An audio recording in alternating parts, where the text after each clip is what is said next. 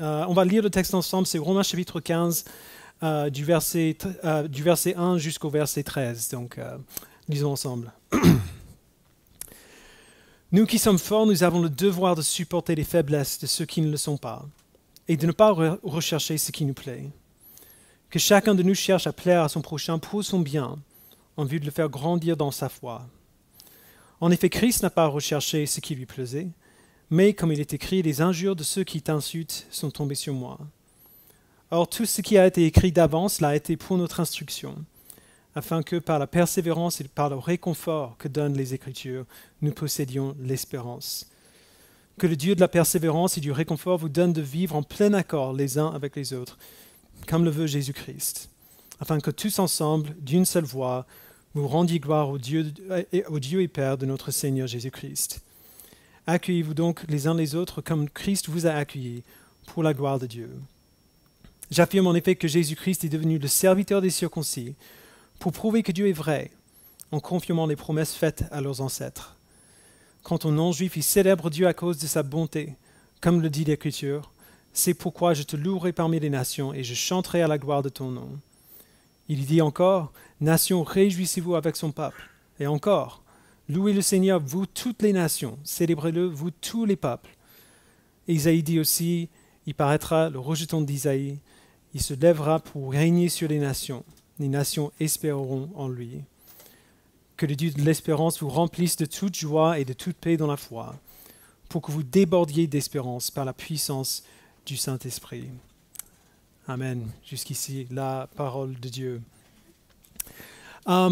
Lorsque nous avons commencé l'Église Connexion en 2014, donc septembre 2014, ça fait un peu plus de 9 ans, une des choses qu'on disait toujours, quand les gens visitaient l'église, quand on venait à l'église, ou alors quand des gens décidaient de rester dans l'église, c'était qu'ils sont venus parce que quelqu'un les a invités.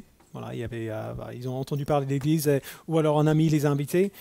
Mais les gens qui sont restés ont presque tous dit qu'ils sont restés parce qu'ils ont été bien accueillis.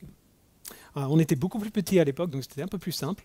On était une trentaine cette première année, et on avait nos cultes l'après-midi. Du coup, après le culte, tout le monde revenait chez nous. On vivait à 5 minutes à pied de là où on faisait les cultes à l'époque. Et tout le monde revenait chez nous pour dîner ensemble. Est-ce qu'il y a des gens ici qui étaient là à l'époque? On faisait des dîners chez nous. Ils viendront tous cet après-midi. Il n'en reste plus. Erwan, t'es là, pardon. Il est juste là, j'ai pas vu sa main. Il n'y a pas grand monde qui reste parce que en fait, l'église, des gens dans l'église bougent beaucoup. Ils sont mutés après qu'ils terminent leurs études. Ils passent ailleurs. Ça fait partie de notre vie d'église. Mais en tout cas, on passait beaucoup de temps ensemble. Au début, et tout le monde était invité. Du coup, tout le monde ressentait un bon accueil très, très, très, très vite. Tout le monde s'est rapproché de près assez rapidement. Alors, évidemment, c'était impossible de maintenir ça sur la durée. Déjà 30 personnes dans notre petit appart dans le premier, c'était très, très, très serré. Quand même, nous, surtout vous, toi, les gens qui étaient là à l'époque, vous avez trouvé des moyens pour que les gens continuent de se sentir accueillis. L'équipe d'accueil aujourd'hui, donc ça fait longtemps depuis qu'on avait ces capacités du début, c'est beaucoup plus complexe maintenant, mais l'équipe d'accueil ici fait un boulot gigantesque chaque semaine. Pas seulement en mettant des choses en place, préparant le café et le thé, en fait, on ne peut pas le faire aujourd'hui, mais dans la grande salle normalement, gérant la logistique du culte, la mise en place du culte, mais surtout en faisant en sorte que quand les gens entrent dans l'église, ils sont bien accueillis, bien orientés, qu'ils savent où aller pour s'intégrer dans la vie de l'église. Je suis tellement reconnaissant pour le travail que vous faites si vous êtes dans l'équipe d'accueil. C'est un travail qui est souvent ingrat, mais extrêmement important. Cela dit, à la lumière de tout ce qui se passe dans le monde aujourd'hui, tout ce pourquoi on a prié tout à l'heure, ça peut sembler un peu trivial de passer un culte sur le sujet de l'accueil, alors qu'il y a toutes ces autres choses qui se passent. En plus de cela, le fait que l'équipe fait un bon travail, un si bon travail le dimanche matin, peut nous donner l'impression que c'est le travail de l'équipe d'accueillir les gens. Et ça peut aussi donner l'impression que accueillir n'est que ça. Accueillir des gens au culte le dimanche matin ou le dimanche après-midi. Alors, accueillir les gens au culte n'est pas que pour l'équipe d'accueil, ce n'est pas que servir du café, les madeleines, aider les gens à s'orienter et à s'intégrer. Et cet accueil n'est pas seulement dirigé vers les gens qui viennent pour la première fois. Nous sommes tous appelés à accueillir et nous tous, même nous qui sommes là depuis des années, nous avons besoin d'être accueillis. Parce que l'accueil est beaucoup plus que ce qui se passe quand on se voit pour la première fois. Et c'est pour ça que même à la lumière de ce qui se passe dans ce monde aujourd'hui, et peut-être surtout, comme on va voir, à la lumière de ce qui se passe dans notre monde aujourd'hui, ce sujet de l'accueil tel qu'il est présenté dans ce texte est d'autant plus important. Essentiellement, c'est vers ce sujet de l'accueil que l'apôtre Paul nous a amené dans ce texte, et c'est là où il nous amène depuis le début de ce texte, en fait. Depuis le début de cette lettre. Dans les chapitres 1 à 8, il parle de l'évangile. Si vous étiez là, si vous n'étiez pas là, juste un petit récapitulatif. Chapitre 1 à 8, c'est l'évangile. Comment ça marche, comment ça s'applique, ce que Christ a fait pour sauver les gens qui ont péché contre lui. Et d'ailleurs, si c'est votre première fois, un petit rappel, quand on parle du péché, on parle essentiellement de notre rébellion contre Dieu, notre désir d'être nos propres maîtres plutôt que de laisser notre Créateur nous gouverner. Et donc, ça, c'était les chapitres 1 à 8. Puis dans les chapitres 9 à 11, Paul a pris tout ce qu'il avait dit avant et il a montré comment cela s'applique aux personnes particulières auxquelles il écrit. Les chrétiens de l'Église de Rome, qui étaient un mélange de personnes d'origine juive et non juive. Il dit que l'évangile, la proclamation de la bonne nouvelle de Jésus-Christ, n'est pas seulement pour les juifs, malgré ce qu'on pourrait croire ou qu'on aurait pu croire à l'époque, mais aussi pour les non-juifs. Ces deux groupes qui avaient été séparés l'un de l'autre depuis toujours, les juifs étant le peuple de Dieu, entre guillemets, et les non-juifs étant tous les autres. Alors, ceux qui n'étaient pas le peuple de Dieu, Christ maintenant les a ramenés dans un seul corps par sa vie, sa mort et sa résurrection. Et puis à partir du chapitre 12, qu'on voit depuis septembre, Paul s'est focalisé sur nous, sur l'Église, en nous montrant quelle différence cette unité que Christ a établie, quelle différence elle fait sur le terrain, dans l'Église et dans le monde. Il a terminé le chapitre 14 en montrant, donc ça c'était dimanche dernier, en montrant que ces chrétiens qui sont plus mûrs dans leur foi, qui sont chrétiens depuis plus longtemps, qui connaissent Christ depuis plus longtemps, qui ont une maturité plus grande dans la foi, doivent sacrifier leurs propres préférences pour le bien des chrétiens plus faibles dans la foi. Qu'on ne doit pas faire quoi que ce soit qui va rendre l'obéissance plus difficile pour les autres plus tard, même si le sujet en question, le sujet qui est débattu, entre guillemets, n'est pas un péché. C'est plus important d'aimer son frère et de rendre l'obéissance facile pour lui que de faire ce qu'on veut à un moment donné. Et c'est là où on se trouve au début de ce chapitre. Et ici, Paul va commencer à faire de nouveau un pas de recul. Avant, il parlait de grandes choses, il a fait un zoom sur l'Église pour parler de l'Église, et maintenant, il commence à faire un pas de recul de nouveau. Il va prendre ce qu'il a dit dans les chapitres 12 à 14, et il va nous rappeler que toute cette obéissance hyper pratique est finalement enracinée dans quelque chose de beaucoup plus profond. En gros, il retourne là où il a laissé les choses à la fin du chapitre 11. Et on revient sur le grand message de cette lettre dans ce passage. Et il commence en continuant sa pensée de la fin du chapitre 14, comme on a vu dimanche dernier, comment nous devons être patients avec nos différences d'opinion sur des sujets secondaires et sacrifier ce qu'on veut pour aider nos frères et sœurs à grandir. Mais ici, il amène cette idée bien plus loin encore. Donc, relisons verset 1.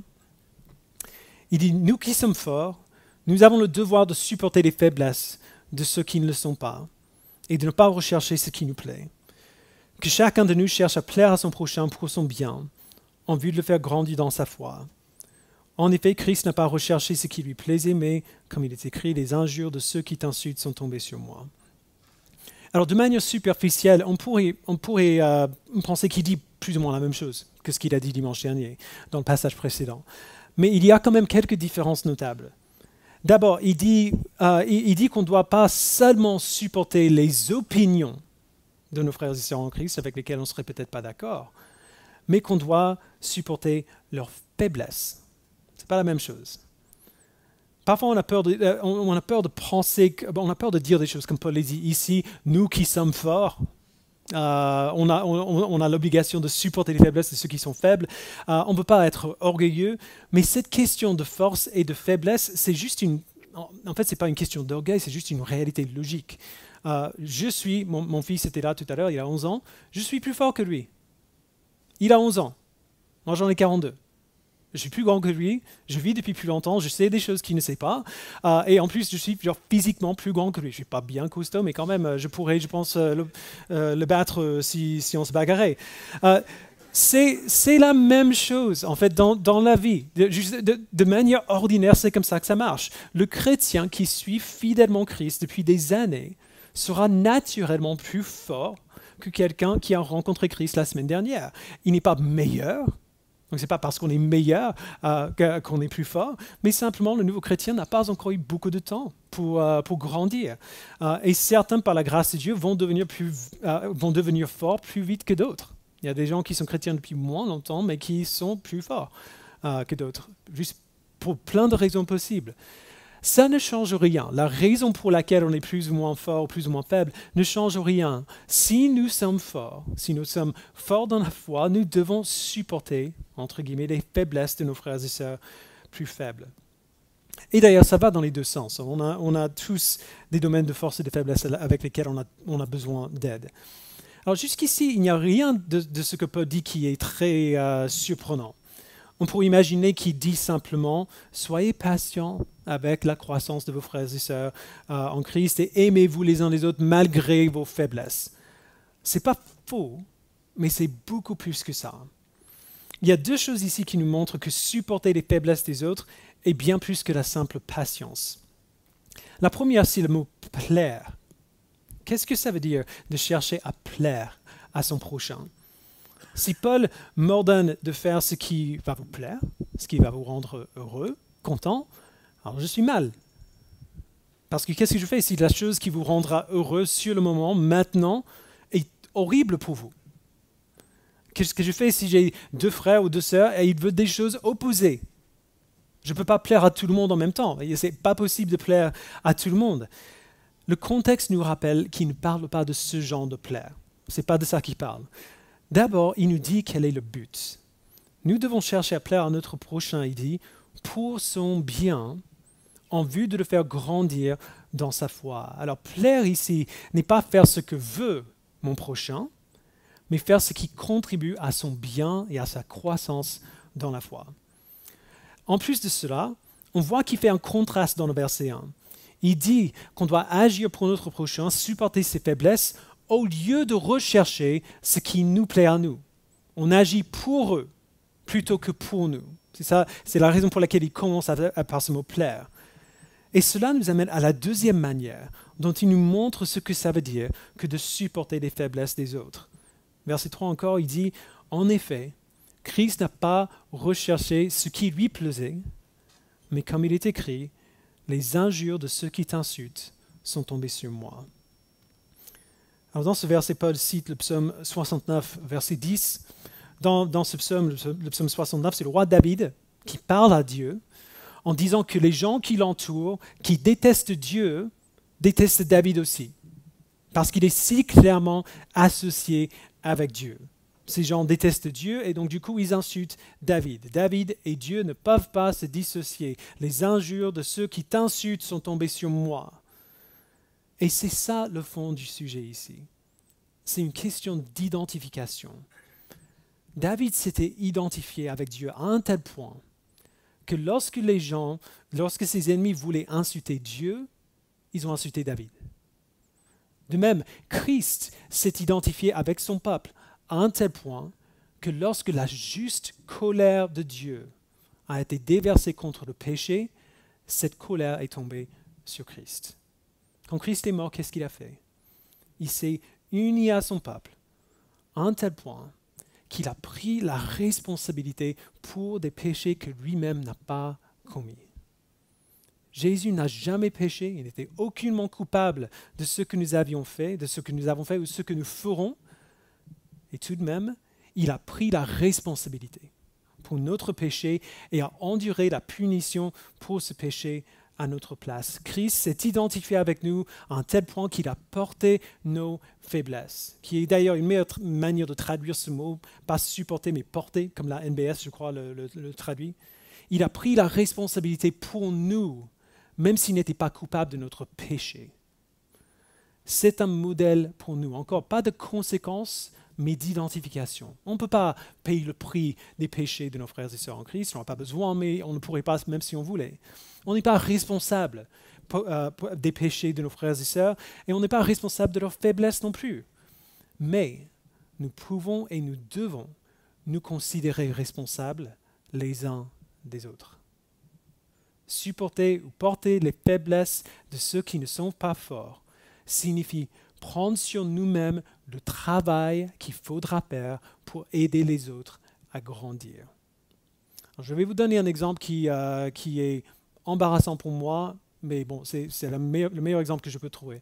Lorsque Loan et moi, nous sommes mariés, on était tous les deux très jeunes, on avait 22 ans, j'étais extrêmement immature.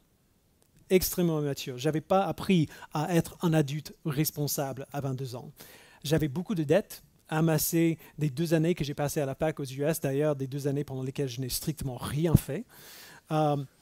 Et en plus de cela, donc j'avais amassé beaucoup de dettes et en plus de cela, je ne payais pas mes mensualités. Alors, comme si on le met dans le placard, ils vont disparaître. Quand on s'est marié, Loan a dû porter mes faiblesses à cet égard, de manière très réelle et très pratique. Elle a partagé des conséquences de mon manque de responsabilité. Elle a dû m'apprendre à payer mes factures, à faire des choses basiques que les adultes doivent faire, comme ne pas mettre ses factures dans le placard. Et croyez-moi, ce processus d'apprentissage a été douloureux pour nous deux. C'était horrible. Si nous sommes en Christ, nous ne pouvons plus nous dissocier les uns des autres. Faibles ou forts, nous sommes tous des membres du même corps. Alors nous qui sommes forts, nous avons le devoir de porter les faiblesses de ceux qui ne le sont pas. Parce que si eux ne grandissent pas, tout le corps est affaibli. Nous partageons cette responsabilité-là. Alors la bonne nouvelle ici, ce qui devrait nous rendre humbles, c'est que ce n'est rien de nouveau tout ça. En nous appelant à supporter les faiblesses les uns des autres, Dieu ne nous demande pas de faire quelque chose que lui-même n'a pas déjà fait. S'identifier au peuple de Dieu à ce point, c'est toujours effrayant et douloureux et difficile, mais Dieu a toujours été fidèle pour accomplir ses promesses et ses plans pour son peuple. Christ en est la preuve. Il a pris pas seulement la responsabilité du travail qu'il nécessitera pour nous faire grandir, cet appel qui est à nous, en plus de cet appel qui est à nous, il a pris les conséquences de nos péchés. Et cette œuvre-là, cette responsabilité qu'il a prise, c'est la preuve que Dieu fait ce qu'il dit. Ce plan a été annoncé dans l'Ancien Testament et accompli dans le Nouveau Testament. Et c'est là où Paul nous dirige ensuite. Christ nous forme et nous unit par sa parole. Alors c'est un peu une parenthèse de ces versets, de son argument principal, mais c'est une parenthèse quand même qui est important. Il élargit encore son champ de vision. Nous prenons la responsabilité les uns pour les autres parce que Christ a pris la responsabilité pour nous. En faisant ainsi, il a accompli ce qu'on a écrit à son sujet des siècles plus tôt. Les prophéties avec lesquelles les chrétiens juifs auraient vécu depuis toute leur vie. Donc, on va lire le verset 4 d'abord. Or, tout ce qui a été écrit d'avance l'a été pour notre instruction, afin que par la persévérance et par le réconfort que donnent les Écritures, nous possédions l'espérance. Quand Paul cite le psaume 69 au verset 3, juste avant, il ramène les Romains aux Écritures. Il rappelle que David a écrit, ou ce que David a écrit là, n'est pas une coïncidence. Constamment, l'Ancien Testament anticipe ou prédit explicitement la personne et l'œuvre de Jésus-Christ. Alors pourquoi est-ce que c'est tellement important de le savoir? Parce que si nous savons que Dieu a accompli ses promesses dans le passé, nous aurons l'assurance qu'il va accomplir ses promesses dans l'avenir aussi. Il y a plusieurs événements que les Écritures prédisent qui ont déjà eu lieu. La vie, la mort, la résurrection de Christ, l'inclusion des non-juifs dans le plan de Dieu, le don du Saint-Esprit à son peuple, on pourrait continuer. Ce sont des choses qui étaient déjà arrivées à l'époque où Paul écrit cette lettre, des accomplissements passés des promesses des Écritures. Mais il y a toujours aujourd'hui plusieurs autres prophéties qui ne sont pas encore accomplies. Le retour de Jésus-Christ, le renouvellement de la terre, les nouveaux cieux et la nouvelle terre. Nous avons un certain nombre de prophéties qu'on attend encore aujourd'hui. Et nous pouvons voir dans les paroles, dans les pages de la parole de Dieu, dans la Bible, que si Dieu a accompli ses promesses dans le passé, il va continuer d'accomplir ses promesses dans l'avenir. Mais pour avoir cette assurance-là, on doit comprendre quelles sont ses promesses. Qu'est-ce qu'il a promis? À quoi est-ce que le caractère de Dieu ressemble? Quel est son plan pour son peuple? Toutes ces choses et encore plus, nous les trouvons dans les Écritures. La parole que Dieu a donnée à son peuple pour leur instruction. Cette parole que nous trouvons dans les 66 livres de la Bible nous instruit pour 3 raisons qu'on trouve au verset 4. D'abord, elle existe pour nous permettre de persévérer. Beaucoup de gens, et en fait, plus on avance dans le temps et plus on voit qu'il n'y a rien de nouveau, beaucoup de gens comptent sur leurs sentiments pour persévérer. Ce n'est pas difficile de persévérer dans la foi quand on a vraiment envie de le faire. Alors quand la situation rend la persévérance facile. C'est pas dur d'avoir la pêche quand on a bien dormi et bien mangé. Mais il y aura des moments où nos sentiments nous tirent dans le sens opposé. Je ne vais pas demander de lever la main si vous avez déjà fait cette expérience-là. Il y aura des périodes comme celle dans laquelle les Romains vivaient, où on pourra avoir l'impression que le plan de Dieu avait déraillé. On se sentira persécuté, pas victorieux. On ressentira la douleur plutôt que la joie. On aura l'impression que nos prières ne montent pas plus haut que le plafond. Dans ces périodes, quand on se sent loin de Dieu, on doit persévérer et dans ces moments-là, on ne peut pas compter sur nos sentiments pour nous aider. Parce que nos sentiments, dans ces moments, ne feront que nous supplier d'aller au lit, dormir, de ne pas sortir, de tout renoncer. La seule chose qui nous permet de persévérer dans ces périodes, c'est la parole de Dieu. Parce qu'elle ne change pas selon nos circonstances ou selon nos sentiments. On la tient entre les mains, on peut la mettre devant nos yeux et on peut voir en noir et en blanc que ce qui a été écrit il y a des millénaires a été accompli. Ces choses sont vraies et objectives. On peut voir les promesses de Dieu pour son peuple et on peut regarder en arrière à nos propres vies et on peut voir que peu importe ce que je ressens en ce moment, ce que je vois là, Dieu a fait ces choses pour moi. Je le sais. Il y a des événements qui ont eu lieu dans ma vie qui prouvent que ces choses sont vraies. On peut se souvenir des moments dans nos vies où on voit que Dieu a fait ce qu'il a dit. Peu importe nos sentiments. Si Dieu a accompli ses promesses dans le passé, il accomplira ses promesses dans l'avenir. Alors nous pouvons persévérer. C'est ça le premier but de la parole de Dieu. Deuxièmement, la parole de Dieu existe pour nous réconforter. Lorsque nous persévérons et on fait le travail dur d'obéir, même quand c'est difficile, même quand on n'en a pas envie, qu'est-ce qui se passe? Eh bien, on voit, peut-être pas tout de suite, parfois ça prend du temps, mais on voit au fil du temps le résultat de notre obéissance dans nos vies. Et comme par hasard, ce résultat-là, ce sont les bénédictions que Dieu a promises dans sa parole. Ça m'étonne à chaque fois, mais ça ne devrait pas m'étonner. Quel réconfort de voir que Dieu sait de quoi il parle.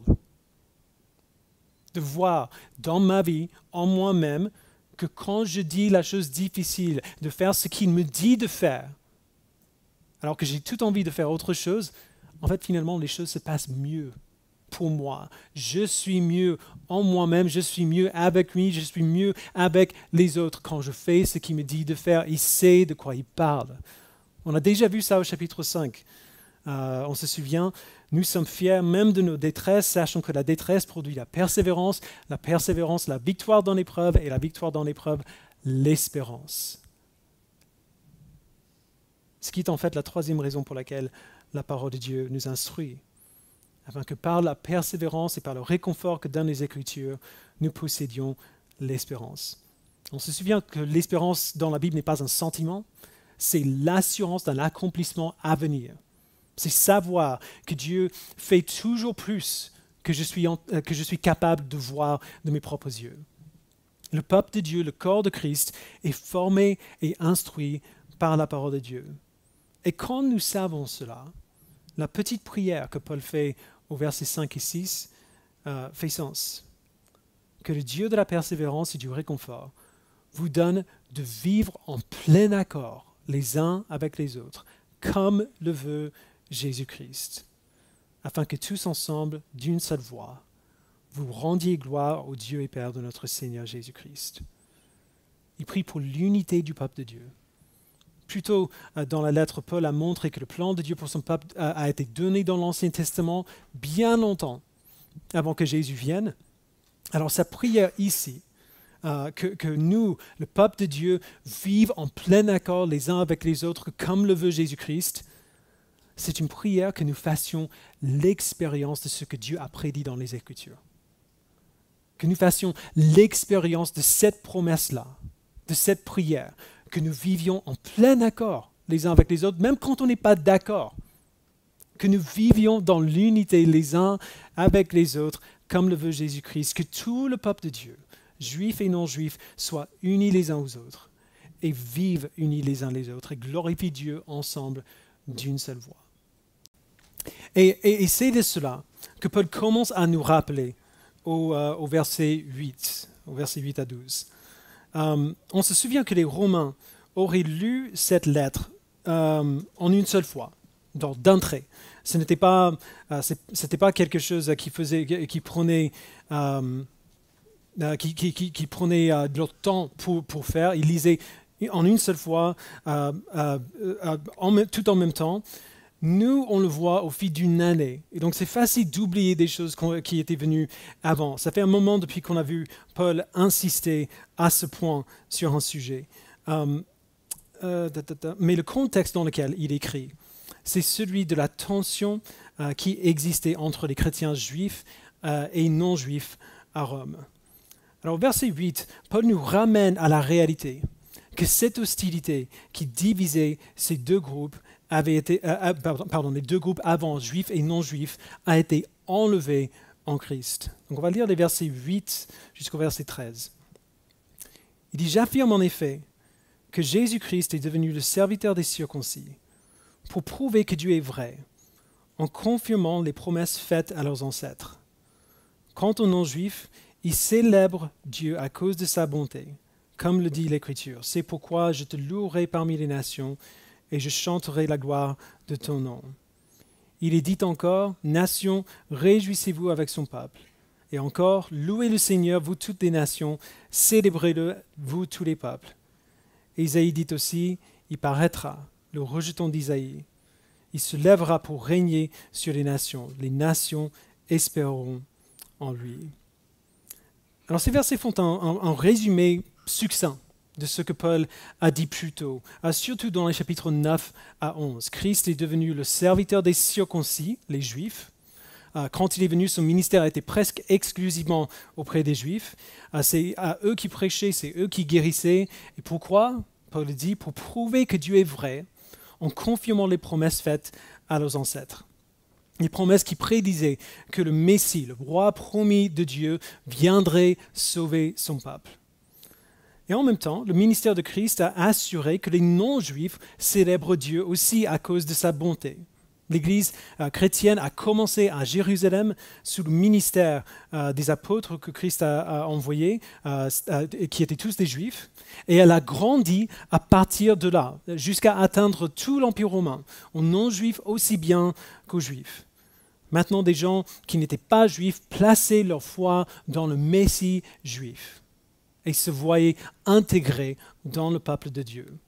Alors ça aussi, c'était l'accomplissement des promesses données dans l'Ancien Testament, dont Paul cite plusieurs au verset 9 à 12.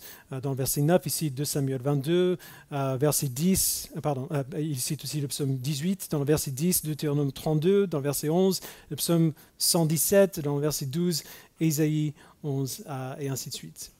Tout cela nous ramène là où Paul nous a laissé au chapitre 11. Bien que les Juifs soient historiquement connus comme le peuple de Dieu, Christ est venu afin d'ouvrir la porte à toutes les nations. Les chrétiens non-juifs sont intégrés dans le peuple historique de Dieu. Les chrétiens juifs et les chrétiens non-juifs louent désormais un même et seul Dieu. Ils ne sont plus plusieurs peuples, mais un seul peuple. Alors vous pouvez voir du coup ce que Paul fait. Depuis 3 chapitres, il applique ces glorieuses vérités à la vie de l'Église, il montre les implications de comment on peut les vivre. Et ici, il résume tout cela en un commandement très simple. Verset 7, « Accueillez-vous donc les uns les autres, comme Christ vous a accueillis, pour la gloire de Dieu. » Alors je sais qu'on fait un petit retour en arrière, mais j'ai attendu pour lire ce verset parce qu'il sert comme une sorte de charnière dans ce passage. Les versets 1 à 6 donnent le fondement de ce commandement au verset 7, d'où le donc. Et les versets 8 à 13 approfondissent ce fondement encore plus, d'où le en effet du verset 8. Paul a expliqué que Christ a pris la responsabilité des péchés de ses ennemis. Grâce à son œuvre, nous sommes pardonnés, nous sommes déclarés justes, nous sommes réconciliés avec Dieu. C'était l'accomplissement de ce que les Écritures ont prédit sur lui et nous avons reçu ces Écritures pour notre instruction, afin de nous donner la persévérance, le réconfort et l'espérance. Nous sommes maintenant un seul peuple, formés et unis les uns aux autres par la parole de Dieu, des membres d'un seul corps. À la lumière de tout cela, à la lumière de la manière dont Christ nous a unis les uns les autres, à la lumière de comment il a supporté et porté nos faiblesses, à la lumière de comment il nous réconforte par sa parole. Comment devons-nous répondre? Accueillez-vous donc les uns les autres comme Christ vous a accueillis pour la gloire de Dieu.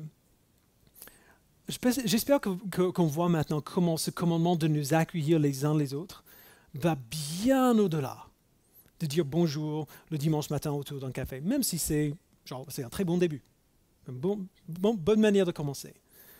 Nous accueillir les uns les autres comme Christ nous a accueillis signifie plusieurs choses que nous voyons dans notre texte. Ça veut dire traiter les autres chrétiens comme des membres du même corps que moi. Ça veut dire célébrer ensemble dans leur joie et persévérer ensemble dans leur faiblesse. Ça veut dire, comme on a vu dimanche dernier, mettre la croissance et la maturité de mes frères et sœurs en Christ avant mes propres désirs, même si cette croissance demande beaucoup de temps et beaucoup de patience. En plus de cela, nous accueillir les uns les autres signifie aller les uns vers les autres pour nous aider mutuellement à grandir, et puis aller ensemble vers les gens qu'on ne connaît pas encore, qui ne sont pas dans l'Église. Parce que plusieurs de ces personnes dehors ne connaissent pas encore Christ, mais le connaîtront un jour. Et nous sommes appelés à les accueillir aussi dans la famille, à leur parler de Christ, à nous sacrifier pour leur salut. C'est jamais soit l'un, soit l'autre. On ne peut pas choisir entre l'édification du corps de Christ et la mission du corps de Christ. On grandit en Christ et on s'aide les uns les autres à grandir afin de quitter ce Dieu ensemble et de faire des disciples de toutes les nations, pour confirmer les promesses données au peuple de Dieu passé, pour que les nations célèbrent Dieu à cause de sa bonté. C'est ça qu'on va voir dimanche prochain. On peut être honnête et dire que ce à quoi Paul nous appelle ici, c'est beaucoup de travail. Bon, c'est pas simple, c'est pas facile, c'est pas rapide, c'est beaucoup de travail. J'en ai même rigolé à la fin du culte dimanche dernier. Maintenant, je ne dois pas seulement penser à mon obéissance à moi, qui est déjà assez dure, mais à l'obéissance aussi de mes frères et sœurs en Christ. Alors jusqu'à un certain point, oui.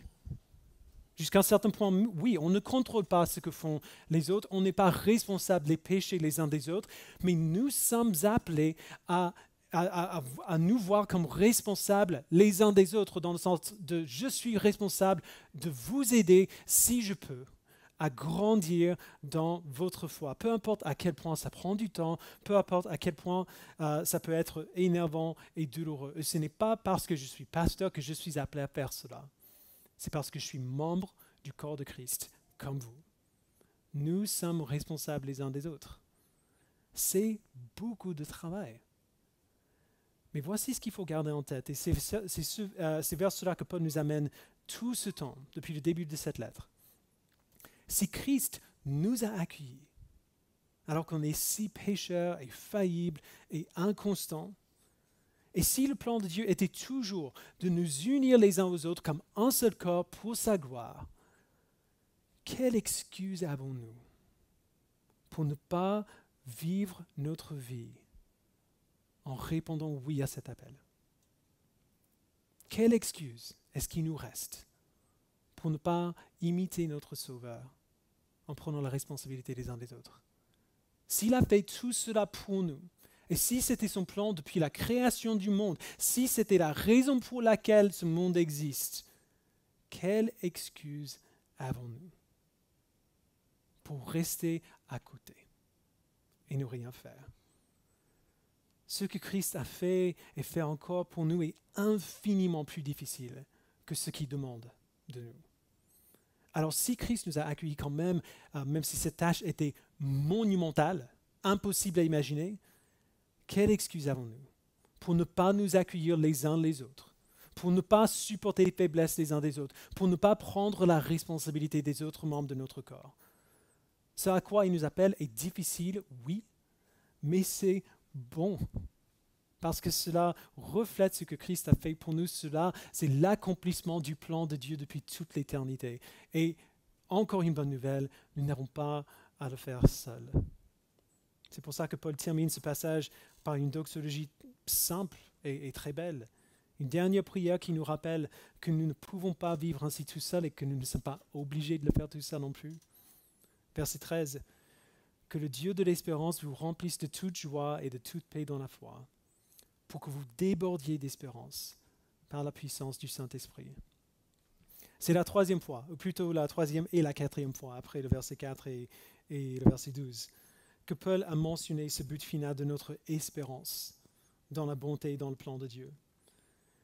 Notre espérance, c'est que Dieu fasse, il fera ce qu'il a promis de faire, qui nous sauve par l'œuvre accomplie de Jésus-Christ, qui nous donne une pleine assurance de notre salut et nous remplisse de la joie et de la paix incroyable qui viennent de cette assurance-là, qui nous unissent les uns aux autres, qui nous fassent grandir ensemble en Christ en tant que corps, et qu'un jour, comme il a promis, il reviendra et nous ressuscitera pour la vie éternelle. Ces vérités, cette assurance-là, c'est ce qui doit être au fond de nos esprits. À chaque fois que nous nous rassemblons pour louer, à chaque fois qu'on participe à notre groupe de communauté, à chaque fois qu'on lit la Bible avec quelqu'un, à chaque fois qu'on prend un repas ensemble. Ces vérités animent notre amour les uns pour les autres, nos discussions les uns avec les autres et les sacrifices que nous faisons. Ces vérités réorganisent nos priorités, nous rappellent de ce qui est vraiment important. Non pas nos professions ou nos passe-temps ou là où nous vivons, mais le peuple de Dieu, sauvé et pardonné par l'œuvre de Jésus-Christ et unis les uns aux autres pour sa gloire. Rien n'est plus important. Nous sommes un seul corps en Christ et nous grandissons ensemble en lui. Alors, accueillons-nous les uns les autres, comme Christ nous a accueillis pour la gloire de Dieu. Et réjouissons-nous quand nous le faisons, parce que nous savons que nous ne le faisons pas seuls. Quelle bonne nouvelle. On n'est pas seuls. Prions ensemble. Père, nous te remercions pour l'œuvre de Christ pour nous. Merci Père que son œuvre est un exemple pour nous. Comment il a pris nos faiblesses, qu'il a pris la responsabilité pour nous, pris même la conséquence de notre péché, Il a pris ta colère contre nos péchés afin que nous n'ayons pas à la subir. Mais merci Père aussi que son œuvre n'est pas qu'un exemple. Son œuvre n'est pas simplement une image à refléter. Son œuvre a accompli notre obéissance, a rendu possible et a rendu certain le fait qu'un jour nous ressemblerons à ton Fils. Nous serons transformés à l'image de ton Fils. Nous grandirons ensemble en tant que corps jusqu'au jour où Christ reviendra et tu présenteras l'Église de Jésus-Christ sans tache, ni ride, ni rien de semblable, mais sainte et irréprochable, comme une épouse qui est présentée à son époux. Merci Père pour la certitude de cette promesse. Aide-nous à être animés par cette assurance-là, par cette certitude que si tu as accompli tes promesses dans le passé, tu le feras aussi dans l'avenir. Et que cette assurance anime notre amour les uns pour les autres. Parce que nous savons que grâce à l'œuvre de Christ pour nous, nous sommes des membres d'un seul corps qui te louera ensemble pour toujours. Merci Père, au nom de Jésus-Christ, nous le prions. Amen.